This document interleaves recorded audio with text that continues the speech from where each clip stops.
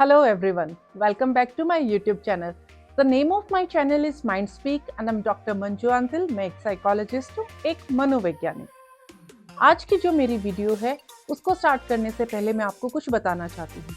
मैंने अपने Instagram page पर एक वीडियो अपलोड किया था आज से 3-4 दिन पहले। उस वीडियो को मैंने टीनेजर्स को डेडिकेट किया था क्योंकि जब हम टीनेजर फेज में होते हैं उस टाइम पर हम बहुत सारे रिलेशनशिप जो हैं वो डेवलप करते हैं और with time with circumstantial reasons या इन्फेचुएशन की वजह से जो रिलेशनशिप डेवलप हुए थे वो क्रैश हो जाते हैं। तो जब रिलेशनशिप क्रैश करते हैं जो इमोशनल फेज आता है उसको आप कैसे हैंडल करें, मैंने उस वीडियो में आप लोगों से पूछा था।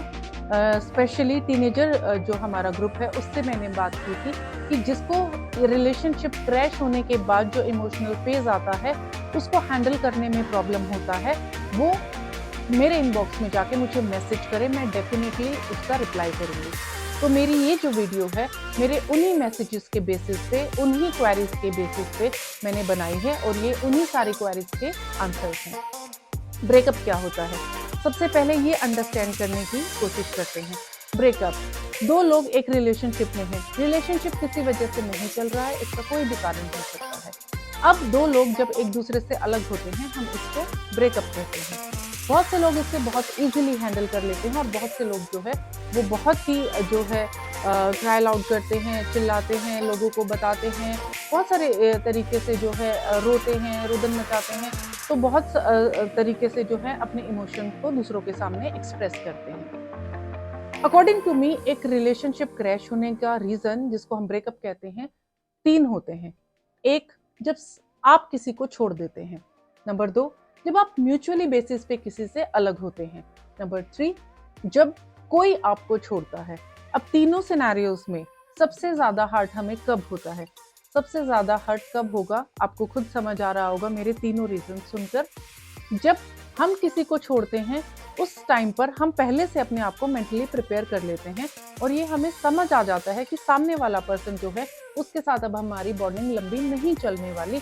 तो हम अपने आप को मेंटली प्रिपेयर कर चुके हैं कि अब हमें इससे अलग होना है।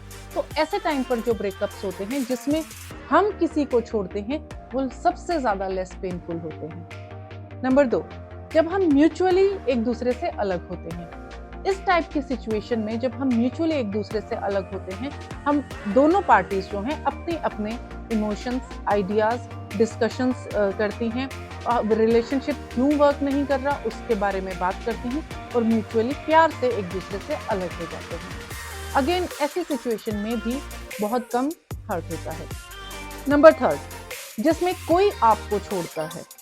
ऐसी सिचुएशन में हमें सबसे ज्यादा जो है इमोशनल ब्रेकडाउन फील होता है क्योंकि आप मेंटली प्रिपेयर नहीं होते, एक रीजन। दूसरा रीजन, ह्यूमन बीइंग्स की जिसको हम देसी भाषा में ईगो कहते हैं, in psychology ego is something else, but जो आम आदमी ईगो वर्ड को बार बार यूज करता है तो ईगो उसकी सबसे ज्यादा हर्ट होती है कि कोई हमें छोड़ रहा है। नंबर तीसरा रीजन, हमें उस इंसान के साथ रहने की, उसको टेक्स्ट करने की, उससे बातें करने की, अपने इमोशंस शेयर करने की, हर चीज उसके साथ शेयर करने की एक आदत बन चुकी होती है और जब एकदम से कोई आदत छूटती है तो वो डेफिनेटली पेनफुल होती है। अब बात आती है कि इस ब्रेकअप को लोग हैंडल कैसे करते हैं।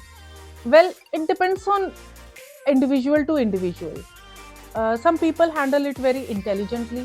Actually, it depends on you how you appraise the situation. Some people are more intelligent in handling the situation. Some people express their feelings aloud. वो उनको दूसरों को बताना, रोना, दूसरे उनको सिंपैथी दिखाएं, ये सब चीज़ें बहुत पसंद होती हैं। और क्योंकि ये वीडियो जो है वो टीनेजर्स के लिए है और हम यहाँ टीनेजर्स की ही बातों को डिस्कस कर रहे हैं, तो टीनेजर में एक और स्पेशल वो होता है जब उनका ब्रेकअप होता है तो वो इस चीज़ को बहुत अपने शो ऑफ करते हैं इस चीज़ का। और कुछ मूवीज़ भी ऐसी आई हैं तो जब ब्रेकअप होता है तो वो अल्कोहलिक बनने की कोशिश करते हैं।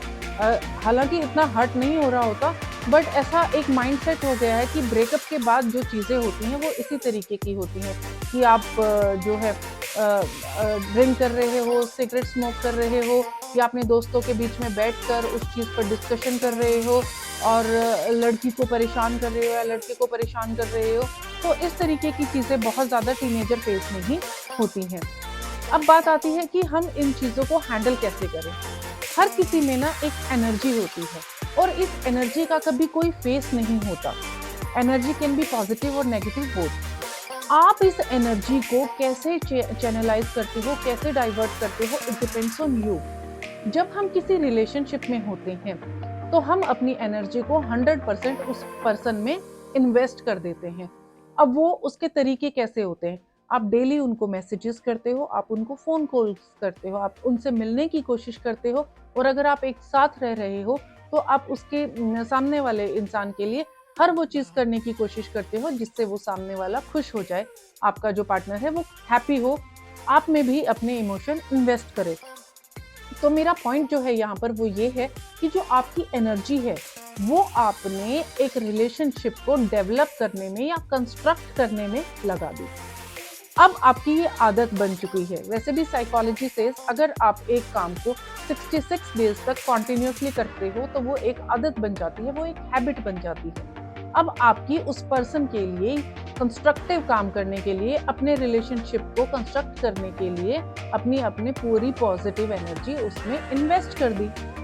अब क्योंकि ब्रेकअप हो गया है, आप अलग हो गए हो, तो वो जो आप एनर्जी उस रिलेशनशिप में इन्वेस्ट कर रहे थे, अब वो एनर्जी तो है ही।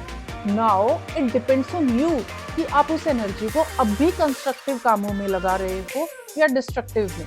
जैसा मैंने आपको अभी थोड़ी देर पहले कहा था कि एनर्जी का कोई फेस नहीं होता, ये आपके ऊपर होता है कि आप उसको किस तरीके से चैनलाइज करते हो। तो जो कुछ लोग डिस्ट्रक्टिव जो दिखाते हैं अपने आप को, ये ऐसा नहीं होता कि उनको पेन ज्यादा हो रहा है और पेन को दिखाने का तरीका सिर्फ एक यही है कि आप डिस्ट्रक्टिव काम कर रहे हो। नो, इट इज जस्ट कि आप उसको कैसे एक्सप्रेस करना चाहते हो। Got my point? सो आपकी जो एनर्जी वहां पे कंस्ट्रक्टिव जो एनर्जी आपने रिलेशनशिप में इन्वेस्ट करी थी, अब वो आपके पास खाली है। ये बेस्ट टाइम होता है हमारी लाइफ का जब हम किसी से अलग होते हैं और वो हमारी एनर्जी जो होती है वो बिल्कुल रॉ होती है। उस एनर्जी को आप किसी भी चीज में, कंस्ट्रक्टिव काम में अब फुली फंक्शनिंग माइंड से इन्वेस्ट कर सकते हो। तो आप कोई स्किल सीख सकते हो, ये बेस्ट टाइम होता है क्योंकि आप किसी भी चीज से डिस्ट्रैक्ट नहीं होते ऐसे टाइम पर, और आप अपनी एनर्जी को किसी स्किल में इन्वेस्ट कर सकते हो। म्यूजिक, पेंटिंग्स जो हैं हमारी, या जो भी जिस भी चीज जो आपकी हॉबी है, कुछ लोग रीडिंग करते हैं, कुछ लोग राइटिंग रखते हैं, क्योंकि इस टाइम पे आपकी एनर्जी जो होती है वो पॉजिटिविटी के पीक पर होती है, अगर आप उसको पॉजिटिव फेस देना चाहते हो तो।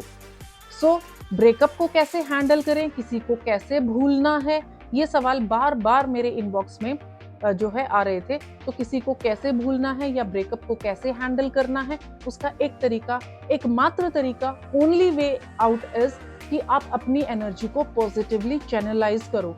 आप अपनी एनर्जी को अपने ऊपर इन्वेस्ट करो रादर देन आप किसी और पर्सन में इन्वेस्ट कर रहे हो। और मैं यहाँ पे एक और चीज बोलना चाहूंगी, मैं हमेशा एक चीज में बिलीव करती हूँ, ये मेरा पर्सपेक्टिव है। आपकी लाइफ की हैप्पीनेस किसी और के ऊपर डिपेंड हो जाए तो वो हैप्पीनेस कैसी? आप उस पूरी एनर्जी को अपने आप को खुश करने में लगाओगे तो देखो आप कितने खुश हो सकते हो, रादर देन आप किसी और को खुश कर रहे हो। अब आपकी हैप्पीनेस डिपेंडेंट है ऑन अदर पर्सन, वो खुश होता है या नहीं होता है तब आप खुश होगे। वाई? आप अपने आप को खुश करो। क्यों इतने वीक हो आप कि आपकी खुशियां जो हैं वो किसी और के ऊपर डिपेंडेंट है? मेरी आज की वीडियो में मैंने जो कम से कम मेरे इनबॉक्स में 40 to 50 क्वेश्चंस जो थे यही थे कि हम ब्रेकअप को हैंडल नहीं कर पा रहे, किसी को कैसे भूल नहीं पा रहे। यहाँ पे एक छोटा सा थोड़ा सा जो है मेरी लाइन जो है वो पेनफुल लगेंगी आपको, अच्छी नहीं है, पर जब कोई हमारी जिंदगी में हमेशा के लिए नहीं रहता, कोई हमारा लव्ड वन जो होता है वो भगवान के पास चला जाता है, एक्सपायर हो जाता है, हम तब भी तो जिंदगी जीते हैं। जिंदगी तब भी जी जाती है, कभी किसी के होने या ना होने से जिंदगी रुकती नहीं है। So life is to move on, life is to live with a lot of positive energy. इस वीडियो में इतना ही। आगे के जितने क्वेश्चंस थे उनके आंसर्स के साथ मैं एक और वीडियो के साथ आपके सामने आऊंगी अपने इसी चैनल पे mind speak. Please subscribe my channel and don't forget to like and share my videos. Thank you.